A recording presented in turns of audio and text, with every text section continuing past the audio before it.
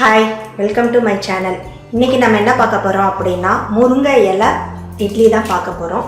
So இதுவும் ஈஸியான recipe தான். நீங்கள் வீட்டில் ட்ரை பண்ணி பாருங்கள்.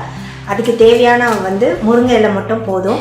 ஸோ முருங்கை இலை ஃப்ரெஷ்ஷான இலையை இந்த மாதிரி ஒரு இலையாக நம்ம இந்த மாதிரி உருவி வச்சுக்கலாம். அதுக்கு தேவையானது எப்பவும் போல் நீங்கள் இட்லி மாவை எடுத்து வச்சுக்கோங்க. ஸோ எப்படி பண்ணலாம் அப்படின்றத நம்ம பார்க்கலாம். ப்ளீஸ் என்னோட சேனலை சப்ஸ்கிரைப் பண்ணுங்கள். அதுக்கு பக்கத்தில் இருக்கிற பெல் ஐக்கானை கிளிக் பண்ணுறதுனால லேட்டஸ்ட்டான குக்கிங் ரெசிபியை நீங்கள் பார்க்கலாம். இப்போ ஒரு சுற்றியாச்சு, கிரைண்ட் பண்ணியாச்சு. இப்போ நம்ம வாட்டர் ஆட் பண்ணக்கூடாது. அதுக்கு பதிலாக மாவையும் இதுலேயும் போட்டு நமக்கு எவ்வளோ தேவையான அளவு மாவு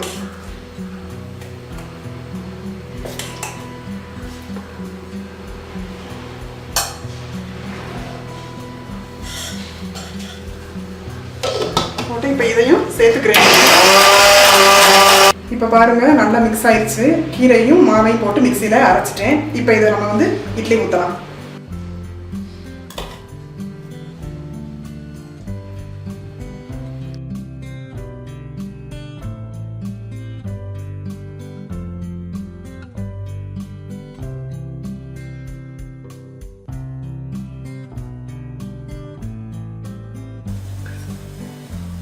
இப்போ பாருங்க, இப்போ இந்த இட்லியை நம்ம வேக வச்சு எடுத்துக்கிறோம்.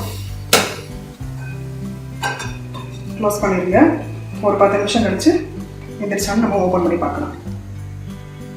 இப்போ இட்லி பாயில் ஆகிருக்கும், பார்க்கலாம்.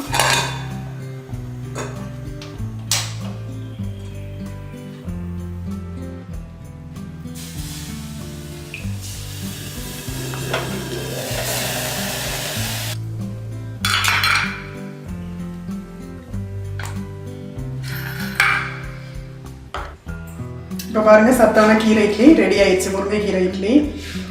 இது குழந்தைங்க சாப்பிடாத குழந்தைங்க கூட இந்த மாதிரி பண்ணி கொடுத்தா நல்லா சாப்பிடுவாங்க. ஏன்னா கலரை பார்த்துட்டே சாப்பிடுவாங்க. க்ரீன் கலராக இருக்குது, எனக்கு க்ரீன் இட்லி பண்ண கொடுங்க அப்படின்னு கேட்பாங்க. இந்த இட்லி தேங்காய் சட்னி நல்ல சைட் டிஷ்ஷாக இருக்கும். தேங்காய் சட்னி தொட்டுட்டு சாப்பிட்லாம். ஹீமோகுளோபினும் இன்க்ரீஸ் ஆகும். ஏன்னா இது கீரையில் இரும்பு சத்து அதிகமாக இருக்கிறதுனால குழந்தைங்களுக்கு இதை நல்லா பண்ணி கொடுங்க. பிளட்டு கம்மியாக இருக்கிறவங்க இந்த மாதிரி டெய்லி 2 இட்லி டெய்லி பிரேக்ஃபாஸ்ட்டுக்கு 2 இட்லி சாப்பிட்டாலே போதும். சாப்பிட்டுட்டு நீங்கள் பிளட் டெஸ்ட் பண்ணி பார்த்தீங்க அப்படின்னா கண்டிப்பாக ஹீமோகுளோபின் இன்க்ரீஸ் ஆகிருக்கும். இப்போ என்னோட சேனல் பிடிச்சிருந்தா சப்ஸ்கிரைப் பண்ணுங்கள், லைக் பண்ணுங்கள், கமெண்ட் பண்ணுங்கள், ஷேர் பண்ணுங்கள். நம்ம அடுத்த வீடியோவில் பார்க்கலாம். Thank you friends. Bye bye.